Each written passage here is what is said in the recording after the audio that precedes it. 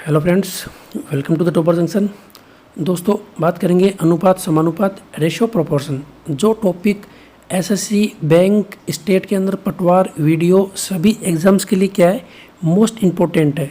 और इसकी इम्पोर्टेंस या फिर इसका जो महत्व है वो इसलिए है क्योंकि इसी एक टॉपिक से अपन 3 चैप्टर को ख़त्म करेंगे। 3 चैप्टर के अंदर आ गए अपने आयु, एज, अनुपात समानुपात रेशियो प्रोपोर्शन, और तीसरा हो गया मिश्रण। मिश्रण में भी क्या होता है, कुछ ऐसे क्वेश्चंस हैं जो बहुत टिपिकल लगते हैं या फिर स्टूडेंट क्या करते हैं, उनको फॉर्मूला बेस पे सोल्व करने की कोशिश करते हैं। तो दोस्तों, एक ही चीज़ बताना चाहूँगा, फॉर्मूला यूज नहीं करना है, पेन पेपर यूज़ नहीं करना है। वो कब होगा, जब अपन प्रैक्टिस करेंगे इन ट्रिक्स के ऊपर। तो हो सकता है किसी स्टूडेंट को मेरी ट्रिक्स अच्छी लगे, किसी को नहीं लगे। तो कुछ स्टूडेंट जिनको भी अच्छा लग रहा हो कि भाई हाँ सर अच्छा लगा हमें, आपको ये कंप्लीट वीडियो अपलोड करना चाहिए। तो उसके बाद अपन बात करेंगे इसके कंप्लीट स्ट्रेटेजी, इसकी प्लानिंग के बारे में। ठीक है, तो किस तरह से क्वेश्चंस आएंगे या फिर किस तरह से उन क्वेश्चंस को सोल्व करना है विदाउट पेन पेपर, बिना किसी फॉर्मूले के डायरेक्ट कैसे होगा, कम समय में कैसे होगा। क्योंकि गणित ऐसा सब्जेक्ट है, मैथ्स ऐसा सब्जेक्ट रहता है जिसमें स्टूडेंट्स को सोल्व करने में टाइम लगता है। तो वहाँ से अपन क्या करेंगे, टाइम को अपन शॉर्ट करने की कोशिश करेंगे, और वो किससे होगा, शॉर्ट ट्रिक से होगा। अब स्टूडेंट बोलेंगे सर किस किस तरीके के क्वेश्चन आएंगे या किस किस तरीके से वो सोल्व कर पाएंगे, उसके बारे में डिटेल से बातें करेंगे। अगर स्टूडेंट्स को अच्छा लगे तो कमेंट बॉक्स में कमेंट करके बताइए कि हाँ सर तरीका अच्छा है, आप कृपया इसको कंटिन्यू कीजिए, इसको आप आगे भी और भी वीडियो अपलोड कर दीजिए। ठीक है, तो स्टार्ट करते हैं अपन आज का सेशन, क्वांटिटी एप्टीट्यूड। पहला प्रश्न अपना, सोनू और मोनू का वेतन 2:3 के अनुपात में है। इसका मतलब उन दोनों की जो सैलरी है, उन दोनों का जो वेजेज है, उन दोनों की जो तनख्वाह है, इनकम है, वो कितनी है, 2:3 के अनुपात में उनका सैलरी है। ठीक है, यदि प्रत्येक के वेतन में 4,000 रुपये की वृद्धि हो जाए, मतलब दोनों का वेतन में क्या हो रहा है, इंक्रीमेंट हो रहा है, दोनों का वेतन बढ़ रहा है। कितने से हो रहा है, 4,000 रुपये से बढ़ रहा है। तो नया अनुपात हो गया 40:57। तो मोनू का वेतन बताना अपने को। देखो दोस्तों, स्टार्ट करते हैं अपन। यहाँ पे है सोनू और यहाँ पे है मोनू, ये मैंने ले लिया इनका अनुपात।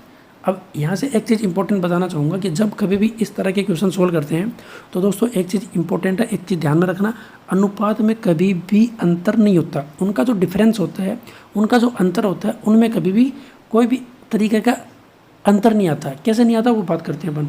तो जो सोनू और मोनू का जो इनकम थी, सोनू और मोनू का जो वेतन है, उसके जो अनुपात है वो कितना है दोस्तों, 2:3 है। ठीक है, बात करेंगे अपन उनका अनुपात कितना हो गया, तो यहाँ पर है 40:57, 57 है ये। Got it. अब देखो दोनों के वेतन में कितने का इंक्रीमेंट हुआ है, 4,000 रुपये, ये रुपये में है, और ये दोस्तों संख्या दिखी हुई है, ये जो संख्या है वो किस में है, अनुपात में है। तो डायरेक्ट इसको यूज में अपन नहीं कर सकते। यहाँ से अपन चेक करेंगे अंतर, डिफरेंस। तो यहाँ पे 2:3, दोनों के बीच में अंतर कितने का है, 1 का अंतर है। यहाँ पे अंतर कितने का है, 17 का अंतर है। इसका मतलब अनुपात में कभी भी अंतर नहीं होता है, जो अंतर होता है वो समान रहता है।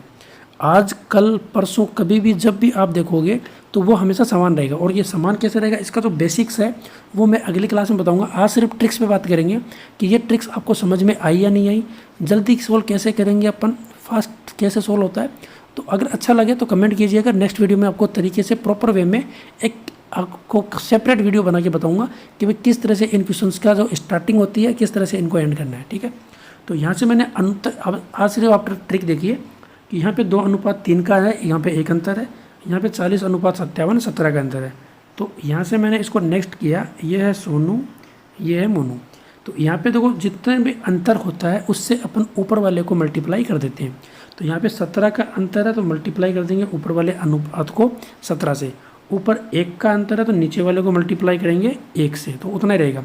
तो 17 का अंतर है, ऊपर मल्टीप्लाई कर दिया मैंने, तो यहाँ पे हुआ 34 और यहाँ पे हो गया 51। ठीक है, ये कितना अंतर है, 1 से मल्टीप्लाई करेंगे तो ये रहेगा 40:57। यहाँ तक समझ में आई बात। ठीक है, अब देखो दोस्तों आगे बात करते हैं इसके बारे में।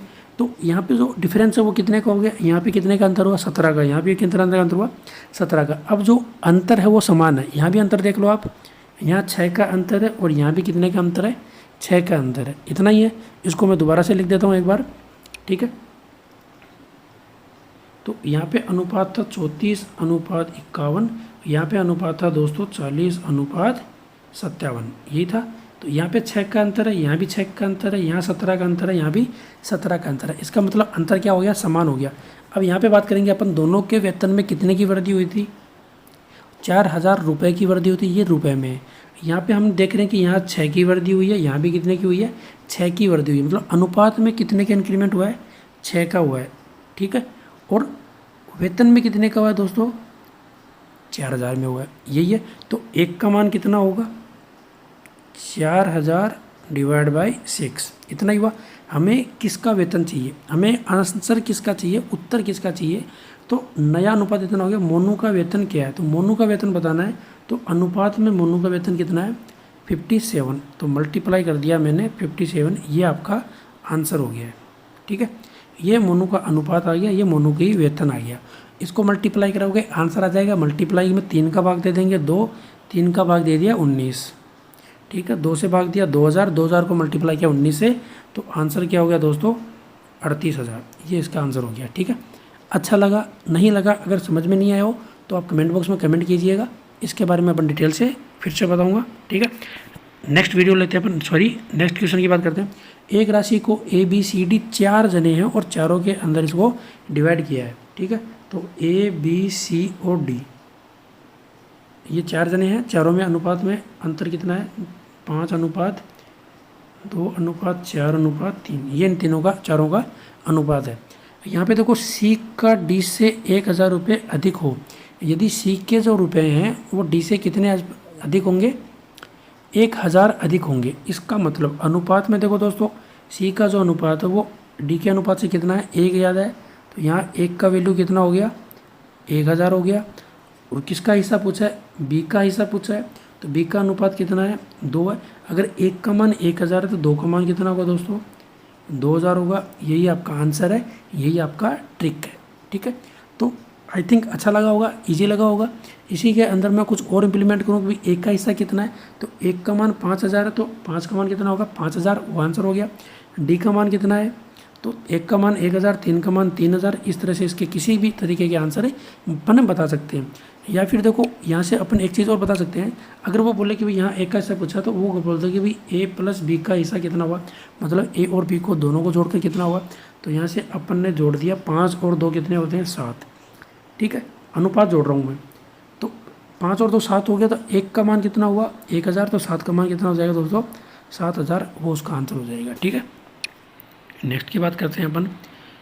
ये दोस्तों बहुत सारे स्टूडेंट्स की डाउट रहता है कि सर ये क्या बहुत ज़्यादा टिपिकल रहता है, इसके बारे में बात करते हैं। 60 लीटर के मिश्रण में पानी और दूध का अनुपात कितना है, 2:1। यहाँ देखो दोस्तों मिल्क है और यहाँ पे क्या है, वाटर है, ठीक है। कितना अनुपात है, 2:1 है। यदि यह अनुपात 1:2 हो जाए, मतलब यह अनुपात कितना हो जाए, 1:2 हो जाए, तो पानी में कितने मात्रा लीटर में मिलाई गई है, ठीक है। अब यहाँ से अपन देख रहे हैं पानी मिलाया जा रहा है, मतलब दूध की जो मात्रा है वो कैसी रहेगी, समान रहेगी। दूध कैसा है, चेंज नहीं हुआ। लेकिन यहाँ अनुपात में हम देख रहे हैं कि दूध की मात्रा में क्या है, चेंजेस देखने को मिला है, ठीक है। तो इसी अनुपात को मैं इस तरह से लिख सकता हूँ, ये दूध हो गया और ये पानी हो गया।